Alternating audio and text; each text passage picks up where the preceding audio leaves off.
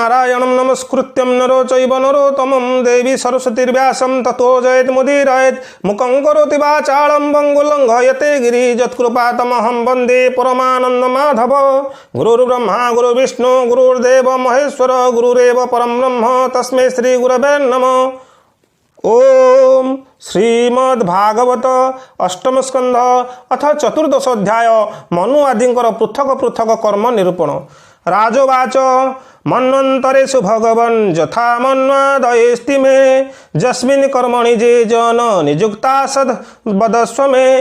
राजा परीक्षित पचारिले भगवान आपणक द्वारा वर्णित ही मनुपुत्र सप्तर्षि प्रभृति निज निज मन्वंतर रे कहा द्वारा नियुक्त होई कि कर्म किपरि करन्ति ताहा मते दया करी कुहन्तु। ऋषिरुवाच मनवो मनुपुत्राश्च मुनयश्च महीपते इंद्रासुरा गणाश्चैव सर्वे पुरुषशासनाः। श्री सुखदेव कहिले हे परीक्षित मनुपुत्र सप्तर्षि इंद्र और देवता ए समस्त को स्वयं भगवान ही नियुक्ति करती। यज्ञादयो जाकथिता पौरुषस्त नवो नृप मन्वादयो जगज्जात्रां नयंता भी प्रचोदितः। भगवान जो यज्ञ पुरुष आदि अवतार शरीर विषय में वर्णना कली तांकरी प्रेरणा रे मनु आदि विश्व व्यवस्था संचालन करती।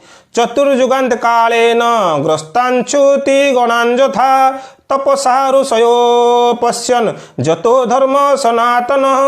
चतुर्युगी शेष समयर परिवर्तन फल श्रुति सबू नष्ट प्राय हो जाती सेतेबेले सप्तर्षिगण निज तपस्या बल पुनर्बार से सबूर यथावत साक्षात्कार करिथांती। सेही श्रुतिमान द्वारा ही सनातन धर्म सुरक्षित हुए। ततो धर्म चतुष्पादं मनवो हरिणोदिता युक्ता संचारयन्त्यदा स्वे स्वे काले मही नृप। हे राजन भगवान प्रेरणा रे सबु मनु निज निज मन्वंतर रे बड़ सावधानता सहकारे पृथ्वी रे चारिपाद युक्त धर्म विस्तार करती। पालयन्ति प्रजापाला जावदंत विभागस यज्ञ भाग भुजो देवा जेत तन्त्रानिताश्चते। मनुपुत्र माने मन्वंतर सारा काल और देश उभय को विभाग करी प्रजा पालन तथा धर्म पालन कार्य करती।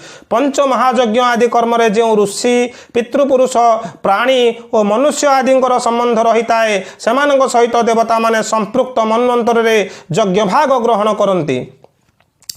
इंद्र भगवता दत्तां त्रैलोक्य श्री अमूर्जितां भुंजान प्रातिलोकास्त्रि निकामलोके प्रवर्ष्यति। भगवान को प्रदत्त त्रैलोक्यर अतुल संपत्ति उपभोग करी इंद्र प्रजापालन करती। संसार रे यथेष्ट वर्षा कराइबा मध्य तांकर अधिकारभुक्त। ज्ञानम चानु जुगमृते हरि सिद्ध स्वरूप धृक् ऋषि रूप धरह कर्मम जोगे जोगे स्वरूप धुक्। भगवान जुगे जुगे सनक आदि सिद्ध मान रूप धारण करी ज्ञान संबंधी याज्ञवल्क्य आदि ऋषि मान रूप धरी कर्म संबंधी एवं दत्तात्रेय आदि योगेश्वर मान रूप धरी योग संबंधी उपदेश प्रदान करती।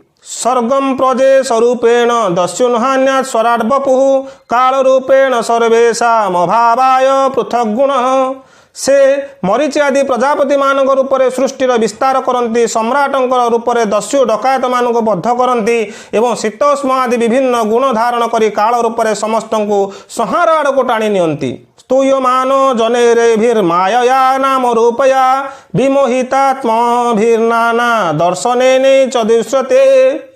नाम और रूपर मायर प्राणी मानकर बुद्धि विमूढ़ हो जाउछि तेणु सेमाने नाना प्रकार दर्शन शास्त्र माध्यम रे भगवानंकर महिमा ही गान करुथिले मध्य प्रभुंकर वास्तविक स्वरूप जानि पारंती नाही। एतत् कल्प विकल्पस्य प्रमाणं परिकीर्तितं जत्र मन्वन्तराण्याहुश्चतुर्दश्य पुराविदः।